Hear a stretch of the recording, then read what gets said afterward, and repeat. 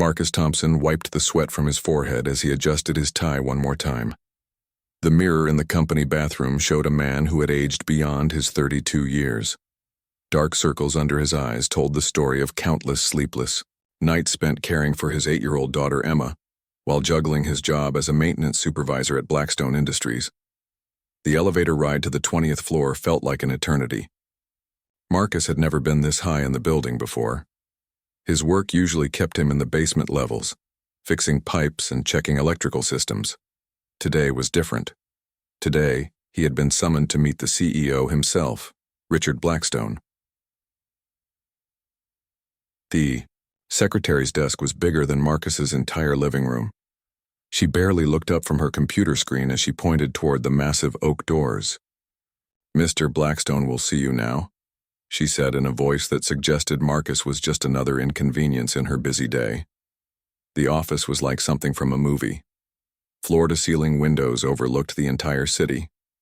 Awards and certificates covered one wall, while expensive paintings decorated the others. Behind an enormous desk sat Richard Blackstone, a man in his 60s with silver hair and a suit that probably cost more than Marcus made in 6 months. "Thompson," Blackstone said, without looking up from his papers. "Sit down." Marcus took the chair across from the desk, his hands trembling slightly. He had no idea why he was here. Had he done something wrong? Was he being fired? The thought terrified him. This job was everything to him and Emma. Without it, they would lose their small apartment and the stability he had worked so hard to create for his daughter. "I've been reviewing employee files," Blackstone continued, finally looking up. His cold gray eyes seemed to look right through Marcus. Single father, working here for 3 years, perfect attendance record despite having a sick child. "Tell me, Thompson, how desperate are you?" The question caught Marcus off guard. "Excuse me, sir?" "It's a simple question. How badly do you need this job?" Blackstone leaned back in his leather chair, studying Marcus like he was examining a bug under a microscope. Marcus felt his face grow hot. The question was insulting, but he needed to be careful. "I work hard, Mr. Blackstone. I do my job well, and I've never caused any problems." "That's not what I asked." Blackstone's voice grew sharper. "I asked how desperate you are. Because I have a proposition for you, and I need to know if you're desperate enough to accept it." The room fell silent except for the ticking of an expensive clock on the wall. Marcus could feel his heart pounding in his chest. Whatever this was about, it didn't feel good. But Emma's face flashed in his mind, her smile when he picked her up from school, the way she hugged him tight when her medical treatments left her feeling sick and scared. "My daughter needs me," Marcus said quietly. "I'll do whatever it takes to provide for her." A cold smile spread across Blackstone's face. "Good. Because what I'm about to offer you will test just how far you're willing to go for that little girl of yours." Marcus gripped the arms of his chair. "What kind of proposition?" Blackstone opened a folder on his desk and pulled out a photograph. He slid it across the polished surface toward Marcus. It showed a beautiful house with a white picket fence, a large yard, and a tire swing hanging from an old oak tree. It was the kind of home Marcus had dreamed about but knew he could never afford. "This house could be yours," Blackstone said, "along with a trust fund that would pay for your daughter's medical expenses for the rest of her life, college tuition, the best doctors, anything she needs. All of it, completely free." Marcus stared at the photograph. It was too good to be true. "What's the catch?" "Smart man." Blackstone pulled out another document. "The catch is simple. You have to earn it. I'm going to give you a challenge, something that will push you to your absolute limits. If you succeed, everything I've shown you becomes yours. If you fail..." He paused, letting the words hang in the air. "You'll be fired. And I'll make sure you never work in this industry again." The threat hit Marcus like a physical blow. Being blacklisted would mean no job, no income, no way to pay for Emma's treatments. But the promise was equally overwhelming. A house, financial security, everything he had ever wanted for his daughter. "What kind of challenge?" Marcus asked, his voice barely above a whisper. Blackstone's smile grew wider. You have exactly 30 days to increase the efficiency of our entire maintenance department by 50% while cutting the budget by 30%. Oh, and you'll be doing it with half your current staff. Marcus felt like the air had been sucked out of his lungs. What Blackstone was asking was impossible. The maintenance department was already stretched thin. They barely managed to keep up with current demands, and the building was old with constant problems. To do more work with fewer people and less money seemed like a cruel joke. That's impossible, Marcus said. Is it? Blackstone leaned forward. Or are you just not desperate enough? Because I guarantee you, Thompson, that if you walk out that door without accepting this challenge, you'll be clearing out your locker by the end of the day. Marcus thought about Emma waiting for him at the after-school program. She always asked about his day, always wanted to hear about the things he fixed and the problems he solved. She believed her daddy could fix anything. Now he was being asked to perform a miracle, and if he failed, he wouldn't be able to fix anything for her ever again. I need time to think about it, Marcus said. You have 30 seconds, Blackstone replied, checking his expensive watch. This offer expires the moment you leave this office. The clock on the wall seemed to tick louder with each passing second. Marcus closed his eyes and saw Emma's face again. He remembered the night she was diagnosed with her condition, the fear in her eyes when the doctors explained what it meant. He had promised her that everything would be okay, that Daddy would take care of everything. I accept, Marcus said, opening his eyes to meet Blackstone's cold stare. Excellent. Blackstone pressed a button on his desk, and the secretary entered with a contract. Sign here, and your 30 days begin tomorrow morning. As Marcus signed his name on the line, he wondered if he had just saved his daughter's future or destroyed it completely. The next morning, Marcus arrived at work 2 hours early. The maintenance department was located in the basement of the Blackstone Industries building, a maze of pipes, electrical panels, and storage rooms that most employees never saw.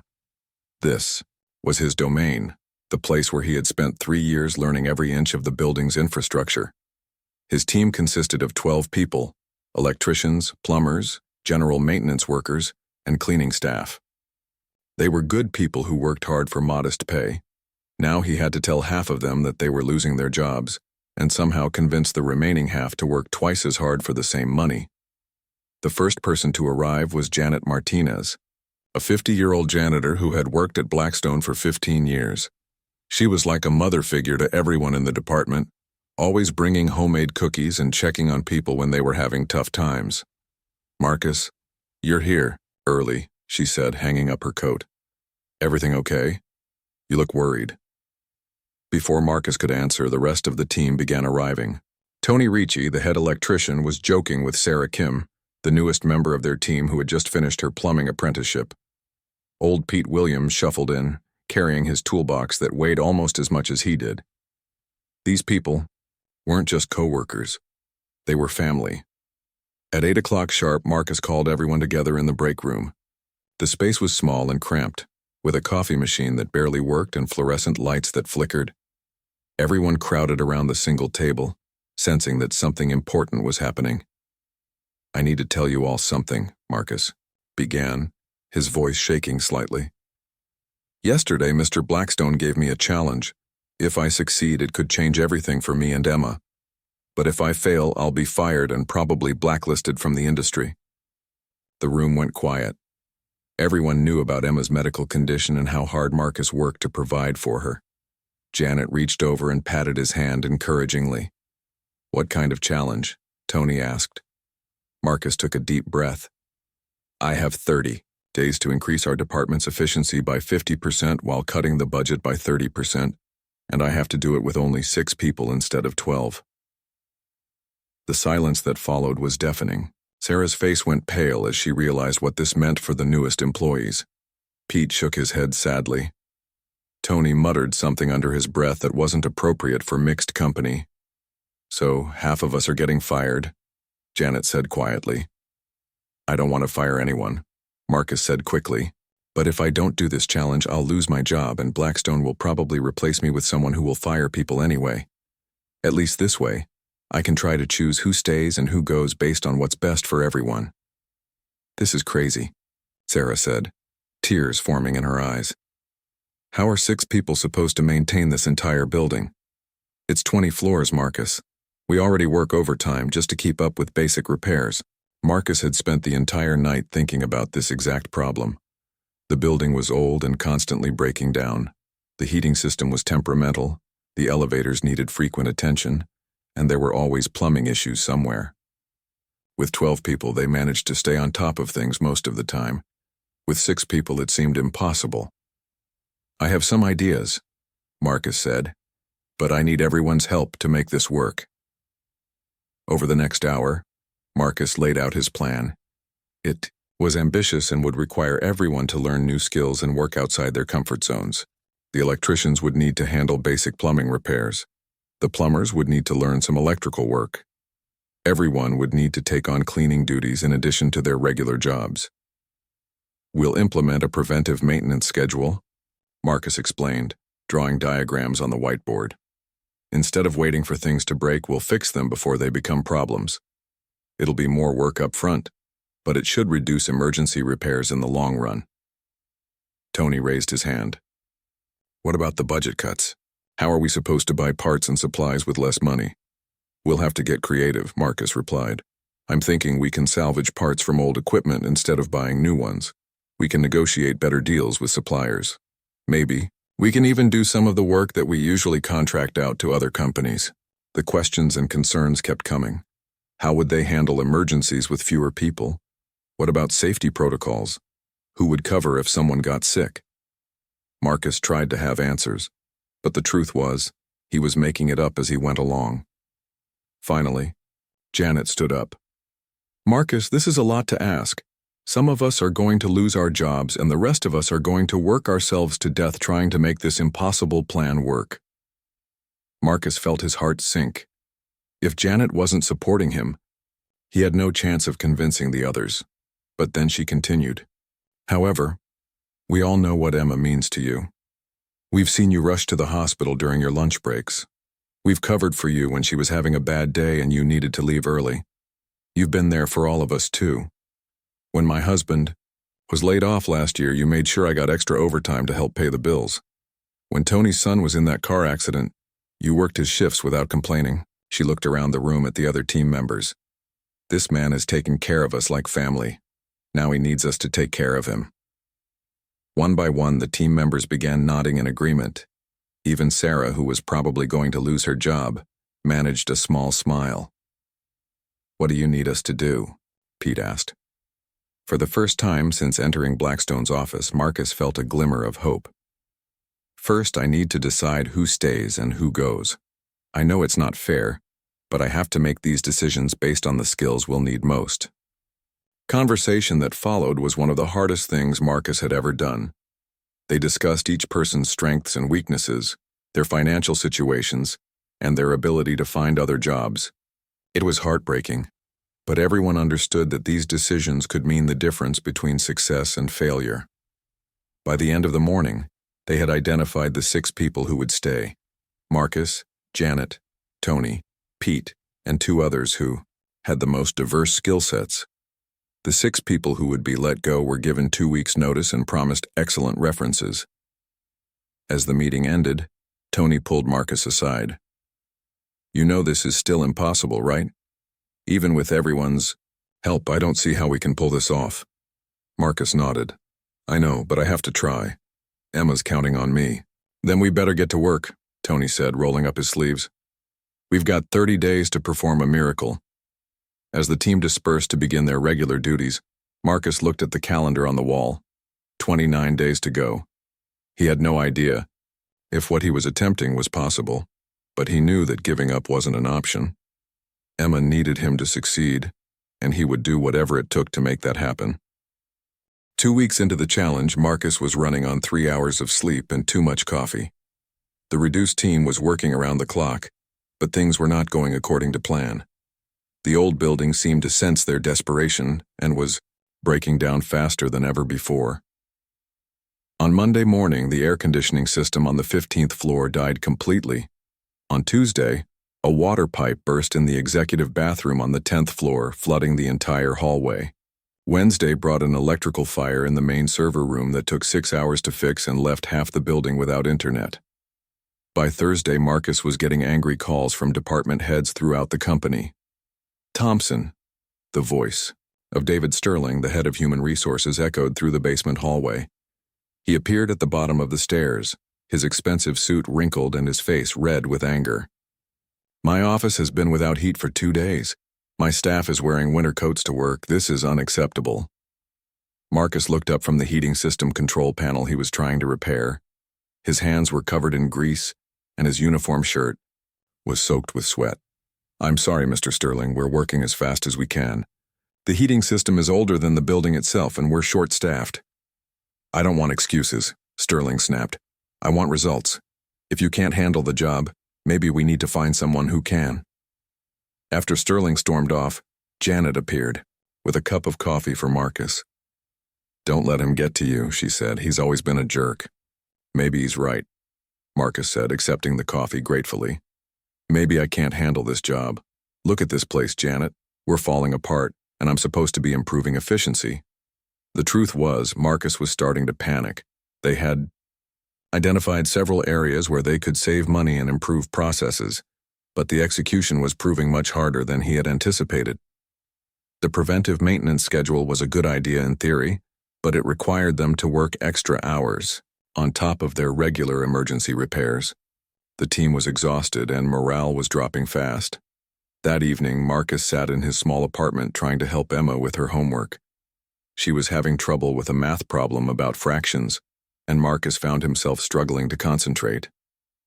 His mind kept wandering back to the growing list of repairs that needed attention, and the dwindling number of days left in Blackstone's challenge. Daddy, you're not listening, Emma said, tugging on his sleeve. I'm sorry, sweetheart, Marcus said, forcing himself to focus on her worksheet. Let's look at this problem again. But Emma had set down her pencil and was studying his face with the serious expression she got when she was worried about something. Are you okay, Daddy? You've been acting strange lately. Marcus tried to smile. I'm fine. Just tired from work. Is it because of me? She asked quietly. Because I'm sick, and you have to pay for doctors and medicine? The question hit Marcus like a punch to the stomach. Emma had always been perceptive beyond her years, but he had tried so hard to shield her from the financial stress of her medical condition. No, baby, he said, pulling her into his lap. You are the best thing in my whole world. Everything I do because I love you more than anything. But you're worried about money, she said. It wasn't a question. Marcus realized there was no point in lying to her. She was too smart and had overheard too many phone calls with insurance companies and billing departments. A little, he admitted. But that's not your job to worry about. That's my job as your daddy. Emma was quiet for a moment. Then she hugged him tightly. I love you, Daddy. You're the best daddy in the whole world, even when you're worried about fractions. Despite everything, Marcus laughed. Those are some pretty complicated fractions. The next morning brought a new crisis. The main elevator in the building had broken down completely, trapping 3 executives between the 8th and 9th floors for 2 hours. The fire department had to be called to get them out, and Marcus received a furious phone call from Blackstone himself. Thompson, get to my office, now. The elevator ride to the 20th floor felt even longer than usual. Marcus expected to be fired on the spot. Instead, he found Blackstone pacing behind his desk like a caged animal. 15 days, Blackstone said without looking up. You have 15 days left, and this place is falling apart worse than when you started. I know it looks bad, Marcus began, but Blackstone cut him off with a wave of his hand. It doesn't look bad, Thompson. It is bad. I've got department heads calling me every day complaining about broken equipment and uncomfortable working conditions. The elevator incident this morning was the last straw. Marcus felt his stomach drop. Are you firing me? Blackstone finally looked at him, and for a moment Marcus thought he saw something almost like amusement in the older man's eyes. No, Blackstone said. I'm not firing you. Yet. But I'm curious about something. Most people would have given up by now. They would have found an excuse to quit rather than face this level of failure. Why are you still trying? The question caught Marcus off guard. Because I gave you my word. And because my daughter is counting. On me. Your daughter, Blackstone repeated. Tell me about her. Marcus wasn't sure why Blackstone wanted to know, but he found himself talking about Emma. He told him about her medical condition, about how brave she was during treatments, about her dreams of becoming a doctor so she could help other sick kids. He talked about bedtime stories and homework help and the way she always waited by the window for him to come home from work. When he finished, Blackstone was quiet for a long moment. Then he opened his desk drawer and pulled out a photograph of his own, a little girl with pigtails and a missing front tooth. This is my granddaughter, Sophie, Blackstone said quietly. She's about your Emma's age, lives in California with my daughter. Marcus was surprised by this personal revelation.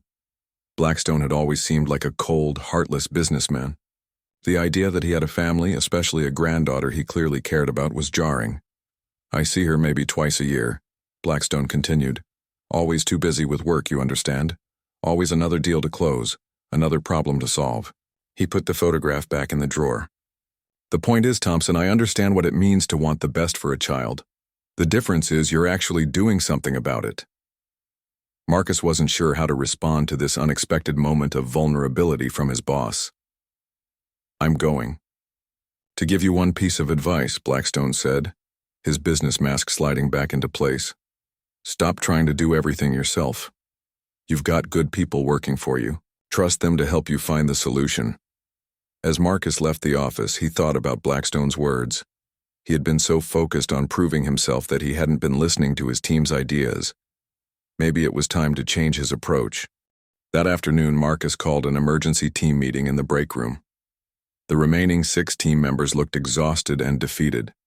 Janet had dark circles under her eyes from pulling double shifts. Tony's usually perfect appearance was disheveled, and even steady old Pete looked worn down. I know things have been rough, Marcus began, and I know I've been pushing all of you harder than anyone should have to work, but I need your help. Not just your labor. I need your ideas. He pulled out a large sheet of paper and spread it on the table. It was a detailed map of the entire building, with every room, hallway, and mechanical system marked. I've been trying to solve this challenge by myself, and it's not working. We need to think differently.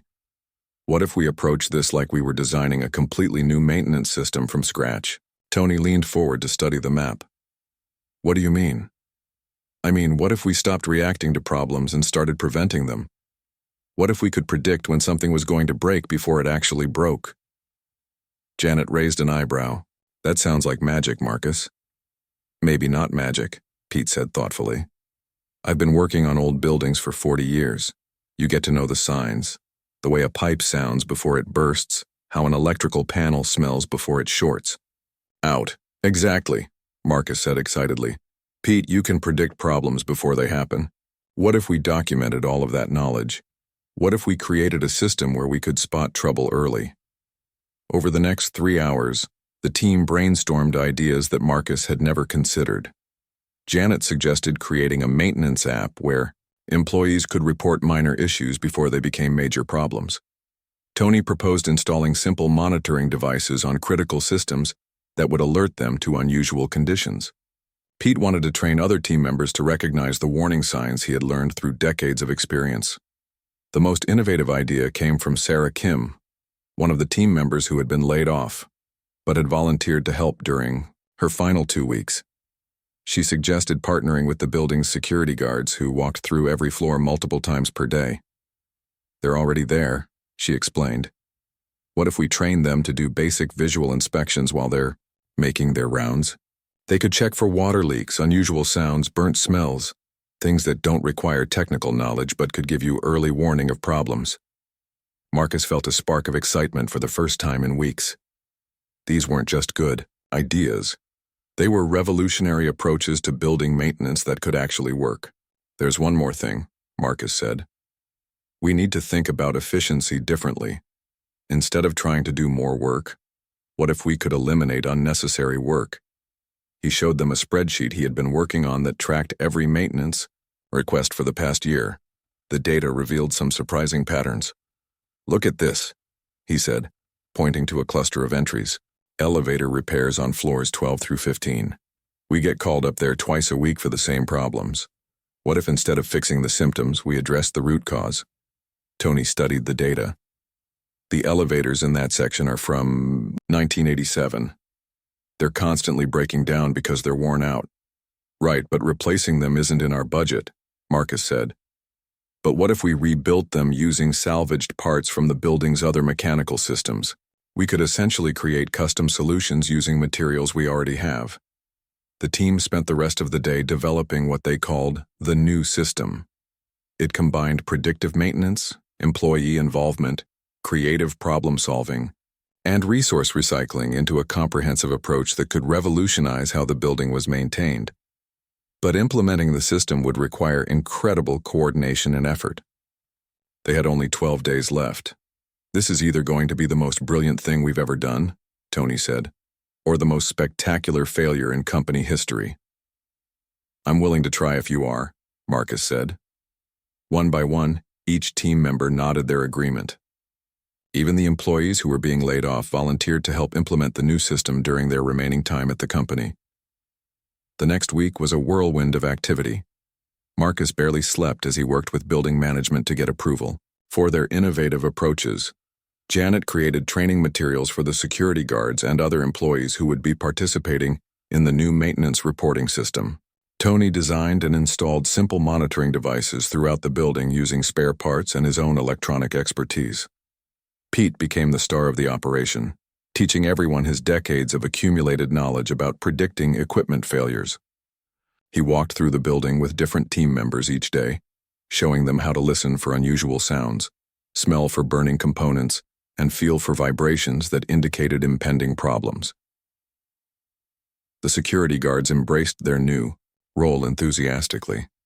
They had always been bored walking the same routes every day, and now they felt like important contributors to the building's operation. Within 3 days, they had identified a dozen minor issues that would have become major problems if left unaddressed. The employee reporting app that Janet had suggested became incredibly popular. Workers throughout the building began reporting things like flickering lights, dripping faucets, and squeaky doors. Instead of waiting for these minor issues to become expensive repairs, the maintenance team could address them quickly and cheaply. Most importantly, the creative problem-solving approach was working. Instead of ordering expensive replacement parts, they were rebuilding systems using salvaged materials. Tony managed to completely renovate the troublesome elevators using components from an old freight elevator that hadn't been used in years. By the beginning of the final week, something amazing was happening. The building was running more smoothly than it had in years. Emergency repair calls had dropped by 60%. Employee satisfaction surveys showed dramatic improvement as people felt heard and valued for their contributions to building maintenance. Marcus was cautiously optimistic, but he knew the real test would come when Blackstone reviewed the final numbers. Had they achieved the impossible 50% efficiency improvement while cutting the budget by 30%? On the morning of day 28, Marcus sat in his small basement office surrounded by spreadsheets, invoices, and performance reports. The math was close, but he wasn't sure it was close enough. His phone rang. It was Emma's school. "Mr. Thompson, this is the school nurse." Emma collapsed during recess. "We've called an ambulance." Marcus felt the world stop spinning. He grabbed his keys and ran for the exit, leaving behind everything he had worked for over the past month. None of it mattered if something was wrong with Emma. The hospital waiting room smelled like disinfectant and fear. Marcus paced back and forth, still wearing his work uniform with grease stains on the sleeves. Emma had been in the emergency room for 2 hours, and the doctors wouldn't tell him anything except that they were running tests. His phone buzzed with text messages from his team asking about work, but he couldn't focus on anything except the closed door that separated him from his daughter. The challenge that had consumed his life for the past month suddenly seemed meaningless. "Mr. Thompson?" A young doctor with kind eyes appeared in the doorway. "I'm Dr. Patricia Chen. Can we talk?" Marcus followed her to a small consultation room, his heart pounding so hard he could hear it in his ears. "Emma is stable," Dr. Chen said immediately, and Marcus felt his legs go weak with relief. "But we need to discuss her condition. Her blood work shows that her current treatment isn't working as well as we hoped. We need to consider more aggressive options." The doctor explained that Emma would need a series of specialized treatments that weren't covered by Marcus's basic health insurance. The cost would be enormous, more than he made in 3 years. "What happens if we can't afford the treatments?" Marcus asked quietly. Dr. Chen's expression grew serious. "Let's focus on Emma getting better. We'll work with financial services to explore your options." Marcus knew what that meant. Payment plans that would take decades to pay off, medical debt that would destroy any chance of financial stability, and the constant worry about whether he could provide the care his daughter needed. When he was finally allowed to see Emma, she was sitting up in bed with a brave smile that broke his heart. "Hi, Daddy," she said weakly. "I'm sorry I scared you." "You don't need to apologize for anything," Marcus said, sitting on the edge of her bed and taking her small hand in his. "How are you feeling?" "Tired," she admitted. "The doctors say I need some special medicine." Marcus nodded, not trusting, his voice to remain steady. "We'll figure it out, sweetheart. Don't you worry about anything." That evening, Marcus sat in his apartment staring at the medical bills and insurance forms spread across his kitchen table. Emma was sleeping in her own bed, exhausted but stable. The specialized treatments would begin next week, and Marcus had no idea how he would pay for them. His phone rang. It was Tony. "Marcus, where are you?" "Blackstone wants to see the final report. Tomorrow morning. We've got all the numbers together, and I think we actually did it." "Did what?" Marcus asked, feeling disconnected from the conversation. "The challenge. We hit all the targets. Efficiency is up 52%, and we're under budget by 31%. It's incredible, Marcus. We actually pulled off the impossible." Marcus felt a strange mix of emotions. 3 days ago, this news would have been the most important thing in his world. Now it felt hollow compared to Emma's health crisis. "That's great, Tony. I'm proud of all of you." "All of us?" "Marcus, this was your vision. You're the one who made this happen. Tomorrow morning, you're going to walk into Blackstone's office and claim that house and trust fund. Emma's going to have everything she needs." The realization hit Marcus like lightning. If they had really succeeded in the challenge, Emma's medical treatments would be covered. The trust fund Blackstone had promised would pay for the best doctors, the most advanced treatments, everything she needed to get better. But there was still 1 day left in the challenge, and anything could go wrong. Marcus had learned not to count on good news until it was official. The next morning, Marcus arrived at work to find his basement office filled with flowers, balloons, and congratulations cards. Word of their success had spread throughout the ITSUR building, and employees from other departments had stopped by to thank the maintenance team for the improvements they had made. "I can't believe it," Janet said, beaming with pride. "We actually did the impossible." "The security guards are calling themselves the Building Detective Squad," Tony added with a laugh. "They're so proud of their new role in maintenance." Was training a group of new employees on equipment monitoring techniques. The man who had barely spoken during team meetings a month ago was now confidently teaching others the skills he had developed over 40 years. At exactly 10 o'clock, Marcus rode the elevator to the 20th floor for what he hoped would be his final meeting with Richard Blackstone. He carried a thick folder containing all the documentation of their achievements: efficiency reports, budget analyses, employee satisfaction surveys, and testimonials from department heads throughout the building.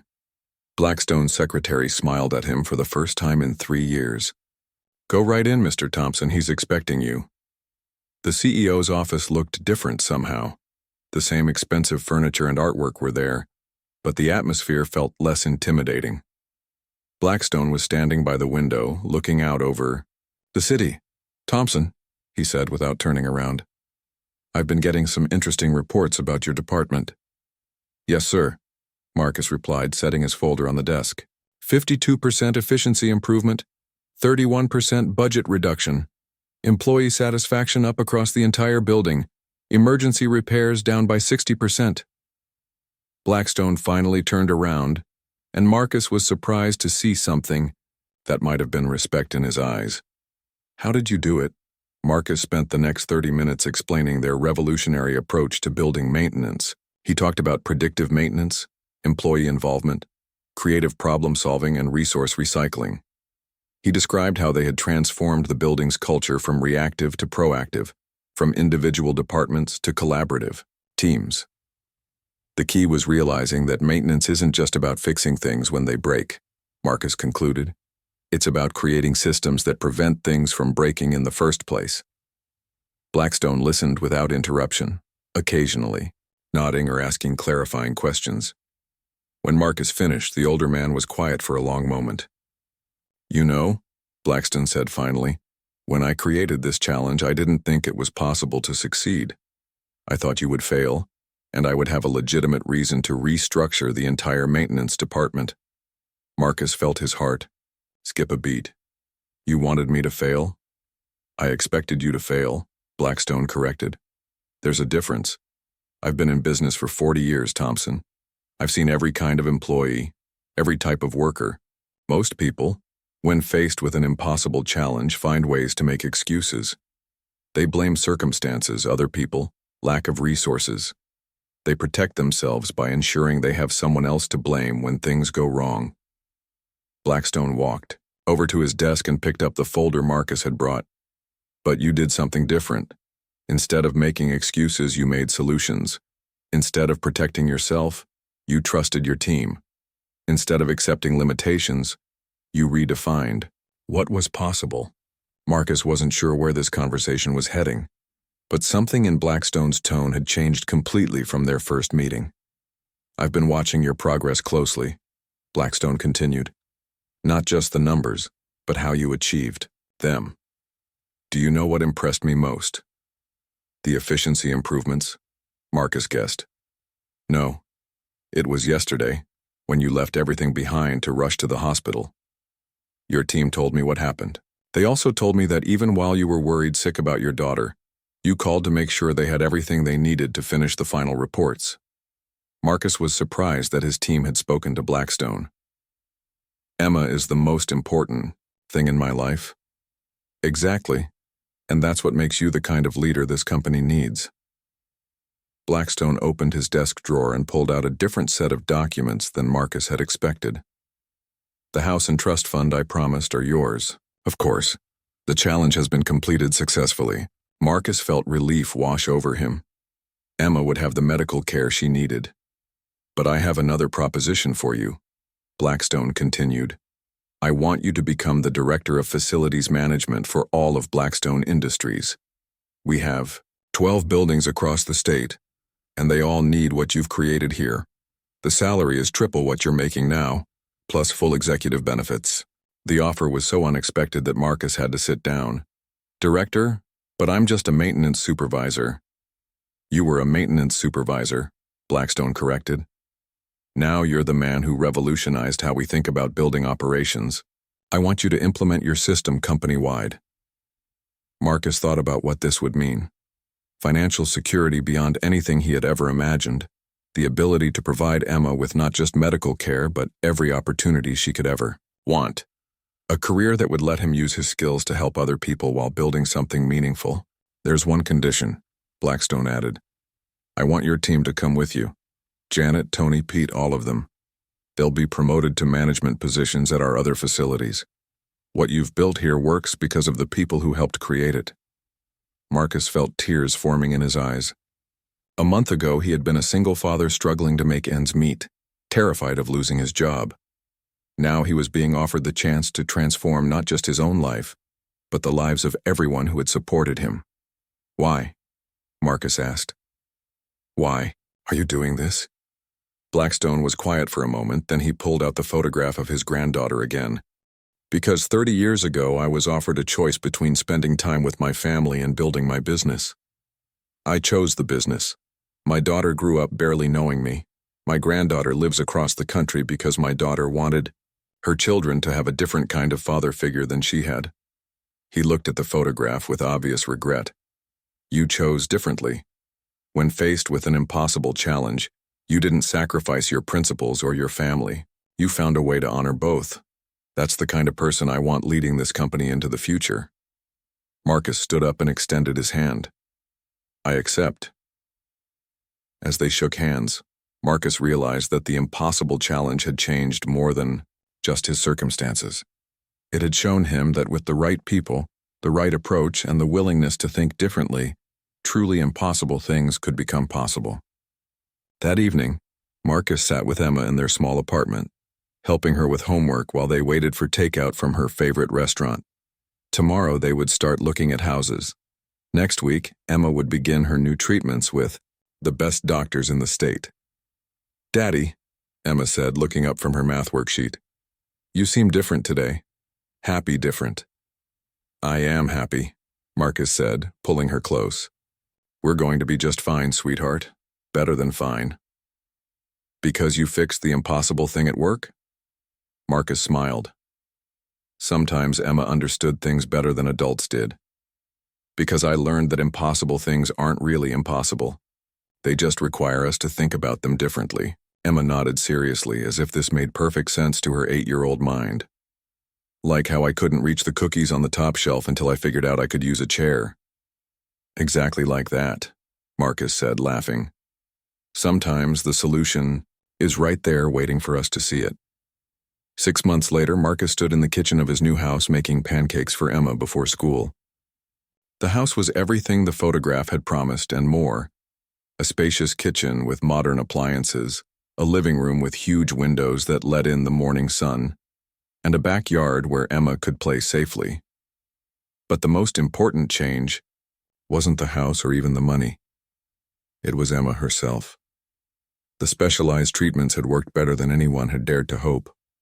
Her energy was back, her color was healthy, and her doctors were cautiously optimistic about her long-term prognosis. "Daddy, there's a lady at the door," Emma called from the living room. Marcus found Janet Martinez on his front porch, holding a clipboard and wearing a professional suit that looked strange on someone he was used to seeing in work coveralls. "Good morning, boss," she said with a grin. "Ready for the big presentation?" Janet was now the regional maintenance coordinator for Blackstone Industries, overseeing the implementation of their revolutionary system across all company properties. Today they were presenting their results to the board of directors and, potentially, to other companies interested in licensing their approach. "I still can't believe they want to turn our maintenance system into a consulting business," Marcus said as they drove toward the main Blackstone building. "Believe it," Janet replied, checking her notes. "We've got inquiries from companies across the country. Turns out most businesses have been thinking about building maintenance the same way for decades. What we did was prove there's a better way." The boardroom was filled with executives, consultants, and representatives from other companies. Marcus recognized several faces from business magazines and news shows. A year ago, the idea of presenting to such an important group would have terrified him. Now, he felt confident and prepared. Richard Blackstone introduced him with obvious pride. "Ladies and gentlemen, I'd like you to meet Marcus Thompson, our Director of Facilities Management and the architect of what we're calling the Thompson System." Marcus spent the next hour presenting their results. Across all Blackstone properties, they had achieved an average efficiency improvement of 47%, while reducing maintenance costs by 29%. More importantly, employee satisfaction had increased dramatically, and the buildings were running more smoothly than ever before. "The key insight," Marcus explained to the room full of executives, "was realizing that maintenance isn't just about fixing problems. It's about creating a culture where everyone takes responsibility for the environment they work in." After the IRO presentation, executives from 3 major corporations approached Marcus about implementing similar systems in their buildings. A consulting firm offered to partner with Blackstone to market the Thompson system nationwide. As the meeting concluded, Blackstone pulled Marcus aside. "There's something else I want to discuss with you," he said. "The board has approved a new position, Vice President of Innovation and Operations.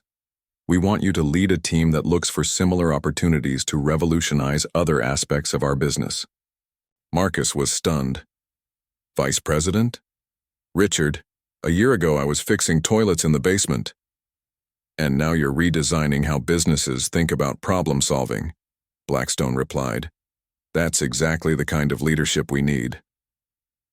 That evening, Marcus attended Emma's school play. She had auditioned for and won the lead role in the class production of The Brave Little Mouse. As he watched her on stage, confident and healthy, he remembered the scared little girl who used to worry about her medical bills. After the play, Emma ran up to him with her costume still on. Did you see me, Daddy? I remembered all my lines. We're perfect, Marcus said, lifting her up in a hug. I'm so proud of you. Mrs. Patterson says I might be able to audition for the summer theater program, Emma said excitedly. Can I do it, please? Of course you can, Marcus said. A year ago, the cost of a summer program would have been impossible. Now Emma could pursue any interest she wanted. As they walked to the car, Emma skipped ahead, then turned back to face him. Daddy, do you remember when you used to worry all the time? Marcus smiled. I remember. You don't worry like that anymore. Why? It was a simple question, but it made Marcus think about how much had changed. Not just their circumstances, but his entire approach to problems and challenges. I learned that most of the things we worry about aren't as impossible as they seem, he said. They just require us to ask different questions and trust the right people to help us find answers. Like when you couldn't fix the building by yourself, so you asked your friends to help? Exactly like that. That weekend, Marcus organized a barbecue at his new house for his entire team. Tony brought his family, including his son who had fully recovered from his car accident.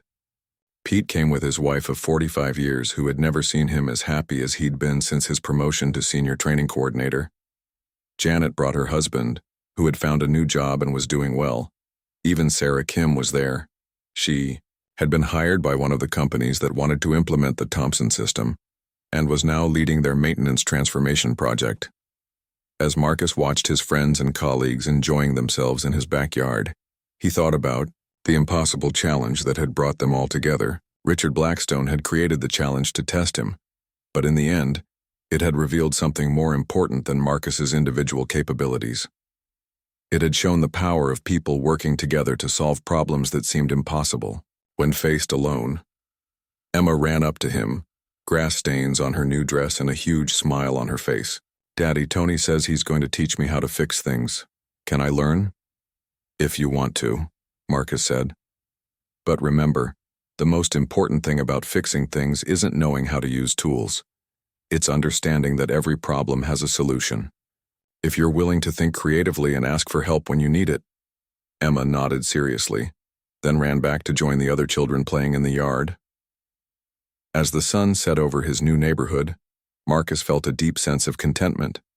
The challenge that had once seemed impossible had led to possibilities he had never imagined. His daughter was healthy and happy. His team had become like family. His work was making a difference in people's lives.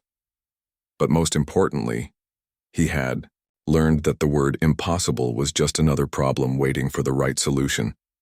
And with the right people by your side, almost any problem could be solved. Later that evening, after everyone had gone home and Emma was asleep, Marcus sat on his front porch looking up at the stars. His phone buzzed with a text message from Blackstone. Congratulations on the presentation today. You've built something remarkable. Looking forward to seeing what impossible thing you solve next. Marcus smiled and typed back, Thank you for giving me the chance to try. But as he sent the message, Marcus realized that Blackstone hadn't really given him anything except an opportunity. Everything else, the solutions, the success, the transformation of his life, had come from his willingness to face an impossible challenge and refuse to accept that it couldn't be done. Tomorrow would bring new challenges, new problems to solve, new opportunities to prove that impossible was just another word for haven't found the right approach yet. And Marcus Thompson, former maintenance supervisor and current vice president of innovation and operations, was ready for whatever came next.